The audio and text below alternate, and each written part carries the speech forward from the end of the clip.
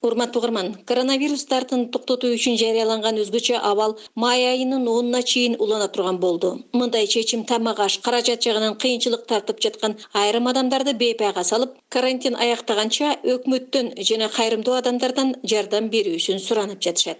Узартылган мөөнөт боюнча айтайын дедим эле. Биздин продукттан түгөнүп калганына 2-3 күндүн жүзү болуп атат. Көрүнгөндөн карыз сурап, магазиндерде карыз бербей калды. Биз 10 күн эмне жеп жашайбыз? Карантинге байланыштуу жолдошумдун көзтүнүндө отуруп калдык. 5 кызым бар. Квартирант болуп жашайм. Бир аз кыйналып атабыз. Ошого жардам бере аласыздарбы? Кичине бир тамак аштан жардам берсеңиздер. Природный айылында жашайм, Жеңиш айылында. 494-үйдө бир жолу жардам келди. 1 килограмм күрүч, 1 килограмм горох, 900 грамм кум шекер, 1 литр май. Көпчүлүкпүз, күйөөм экөөбүз менен кошуп 7 адамбыз. Мен көп жылдан бери бир үйдө жалгыз жашайм. Иштеген ишим жок.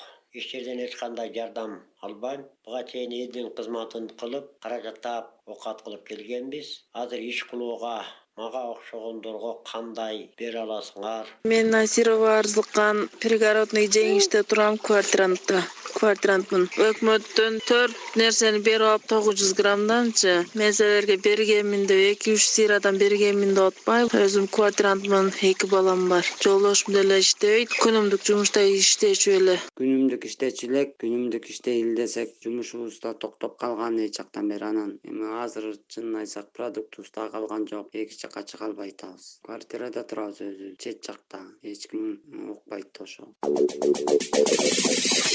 Карантинден улам өнөгөт оорулуу адамдардын абалы кандай болот деп кайрылгандар дагы көп болууда. Алардын бири Сокулук районундагы Күнтүү айылында турган Назгүл Нурбекова оорулуу кызымды дарылата албай калдык жана жардамга муктажбыз деп кайрылды. Күнтүү айылында жашайбыз. Инвалид кызымдын лечениясы 2 айдан бери калып кетти, кылынбай атат. Бутунан кыйшак болчу, косолапый болчу. Күндөн күнгө буту кыйшайып баратат. Ортопедический ботинка кийчү элек, ортопедический ботинкабыз дагы келбей. Ошо леченияга массаж алчу элек, массажга да бара албай. Бияка биз жака блокпостторду коюп коюптур, өтө албай жатабыз. Леченияга барганга да акчабыз жок. Жолдошум дагы кичине базарга чыгып акча кылып аны муну кылчу эле. Базарлар жабылгандан бери эчтеке кыла албай атабыз. Кызымдын бутусу мурдагы акыбалы кайра келип атат, кыйшайып. Азыр 1 жаш 2 ай болду. 1,5 жашта уже түзөлүп кетиш керек болчу деген врачтар массажын кылдырбагыла деп. Ортопедический ботинканы такай кийгиле деген, аныбыз да келбей баратат. Кандай оокат кылабыз түшүнбөй калдык. Ал эми Нарын областындагы Ат башы жана Нарын райондорунун ортосунда жайгашкан Кызыл Бел деген жерде 45 адамдан турган 6 түтүн эл эч жакка бара албай, азык түлүксүз жана гуманитардык жардамсыз калдык деп кат жазып, аны Актала районунун тургуну окуп жөнөтүптүр. Нарын областынын башынын ортосундагы 6 сейме калып калыптыр. Кызыл Белде. Ошол жакта бир тууган эжем бар эле, ошол жалп айтты. Ошолордун катын окуп коебейт. Ара жолдо калган 6 түтүн 45 адам жашайт экен 6 түтүндө. Нарын шаары менен Ат башынын ортосунда Кызыл Белде жашагандарга тамак аштан күн жардам ушул күнгө чейин бир да жолу берилген жок. Бизде кандай жашоо болот деп арыз муңун жазып жөнөтүшүптүр. Бир карап жардам кылып коесуздарбы? Сураныч.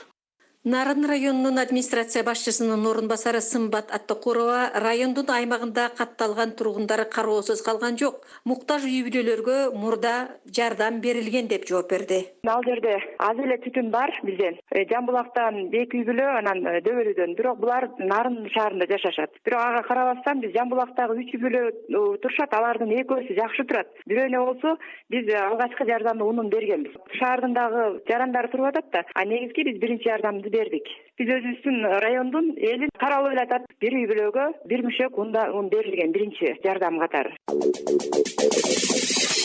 Шейшембиде Орусиянын Екатеринбург шаарынан 157 кыргыз жараны атайын учак менен алынып келинди. Эми Орусиянын Санкт-Петербург, Москва, Иркутск, Соль-Илецк шаарларындагы жана Түркия менен Буратиядагы жарандар алып кетүүсүн өкмөттөн өтүнүп жатышат. Андан тышкары мигранттардын бири документтерин Москвада жоготуп, Дагестанда адашып жүргөн жаш жигиттин туугандарына кабар берип коюуну өтүнүп, ал жигит тартылган тасманы жөнөттү. Жигиттин өзүнүн айтымында ал Өзгөн районундагы Куршап айылынын тургуну экен, анда үнөнү калы.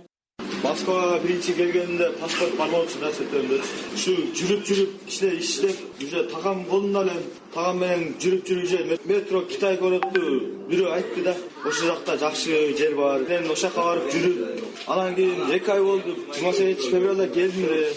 Жакшы ой менен келип эле ушул жерде жүрөм азыр, Дагестанда. Азыр кайчанчы ай дагы, кайчанчы күн дагы билбейм азыр. Эми Кыргызстан Куршап повороттон болот. Бердани деген абам бар, Куршапта, шагындан болот. Кой сатат, метте атат. Косойдун сол жагына бассаңар, метрода трамвай өтөт. Ошол жакта жоготуп койдум. Ичине курсагым ачып, жакшы тамактанбай өзү. Атам аты Запи, Куршаптын. Бакы, Тумар, адамдар бар. Апам аты Кенжеш, Башбулактан болот. Номерлерин билесиңби? Номерлери +996 501 2 46 444. Ушул номерде менин досум бар.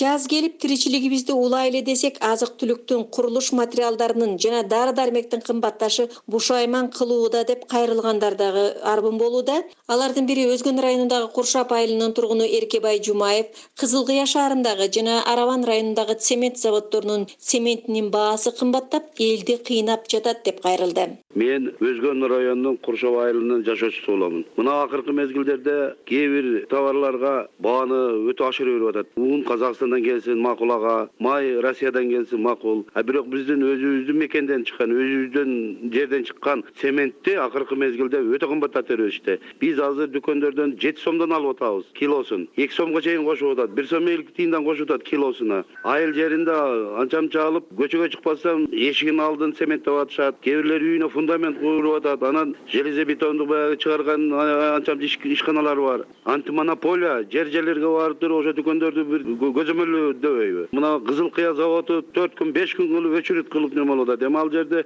акыркы мезгилдерде сатылып кетти деп атат чет мамлекеттик атуулдарга. Ал жерге дагы мындай жасалма жол менен өчүрүт кылып атат. Ошондой эле мына Араванда жалаң эле өзүбүз депутаттардын, өзүбүздүн аткаминерлердин заводдору. Аларды дагы экспортко беребиз. Же болбосо завод бузулду деген шылтоо менен чыгарып, кайра токтотуп, ар шылтоо менен жасалма кезек бул 3 күн 4 күн өчүрүткө туруп дүкөнчүлөр пара берип алып келип атабыз деген ойлор болуп атат. Эми ошолор азыр 7 сомго чыгып кетти да, элдерге кыйын болуп калды. Ошону антимонополия мамлекет кичине көзөмөлдөп койсо болбойбу беле?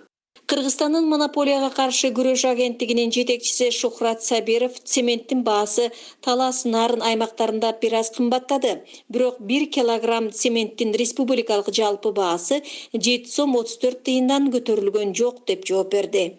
Социалдык маанилүү товарлар бар да, ошо 14 тизмеси бар. Ошолордун да абалы боюнча биз ар күнүнө мониторинг жүргүзүп атабыз. Бирок эми цемент социалдык маанилүү товарлардын тизмесине кирген эмес. Мендеки маалымат боюнча 23 апрелге карата цемент кымбаттаганы байкалып атат. Республика боюнча орточо эсеп менен 4,2% кымбаттаптыр да. Бул өзүбүздө өндүрүлүүчү цемент кымбаттаптыр. А импорт болгон цемент 6,7% кымбаттаптыр. Эми бул Нарында, Таласта байкалып атат, Ошто, Түштүк областтарда кымбаттаганы бизге көрүнбөй атат. Кырдагы жараша көп ишканалар токтоп калды. Азыр Кызыл Кыядагы цемент заводдор азыр акырында баягы ишке кире баштап. Азыр учурда буга чейинки өндүрүлгөн ошо калдыктары сатылып аткан болушу мүмкүн да. Кескин кымбаттап кетти деген бир факты жок. Орточо эсеп менен азыр мана 1 тонна цемент азыркы учурда бизде орточо баалар азыр республика боюнча ошо 7 сом тыйыны менен болуп атат да. 7 сом 37 тыйындан болуп атат. Тоннасы 7375 сом болуп атат азыр. Жакынкы жылдарда 5 сом болгон эмес.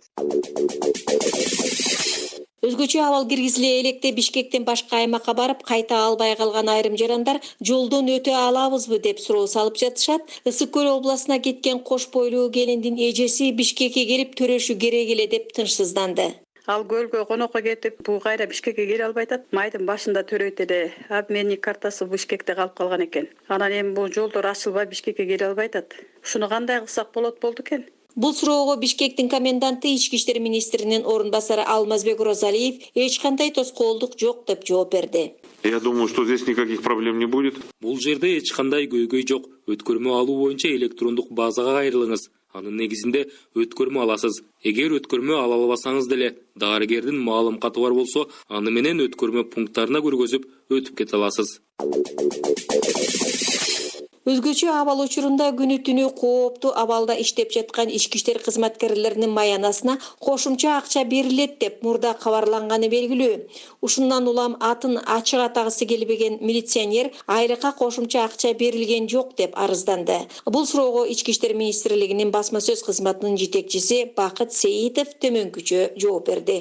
Бүгүнкү күндө ички иштер органдарынын бардык кызматкерлери өзгөчө абал кирген райондордо, өзгөчө кырдаал кирген райондо бардыгында тең күчөтүлгөн режимде кызмат өтөп атат. Кызматкерлерге бардык тиешелүү коргонуучу кийим-кечектер, башка медициналык каражаттар, тамак ашы бардыгы менен камсыз кылынган. Ал эми акыркы мезгилде жана айлык маселеси боюнча дагы айтылып жаткандыгы социалдык түйүндөрдөн биз деле карап атабыз. Бул боюнча мына бүгүн ошо жогорку кеңештин атайын кабыл алынган токтому жарыяланды. Анда ошол күч органдары бардыгы тең көрсөтүлгөн. Биздин Ички иштер министрлигинин каржы шаргы башкармачылыгы менен каржы министрлиги менен дагы иштешип атат. Бул маселенин бардыгы мыйзам чегинде каралып атат. Ал чечилбей калбайт. Бирок ошол убакта айтып коюш керек, бүгүнкү күндө алардын өздөрүнө тиешелүү айлык каражаттары толугу менен алышты. Апрель айыныкындагы мамлекеттик деңгээлде маселе каралып атат. Бирок айтып коюш керек, бир да кызматкери бүгүнкү күндө мага медициналык коргонуучу каражаттар берген жок, айлык берген жок, же болбосо кошумча акча төлөбөйт экен деп ички иштер органдарынын катарынан кетип калган жок.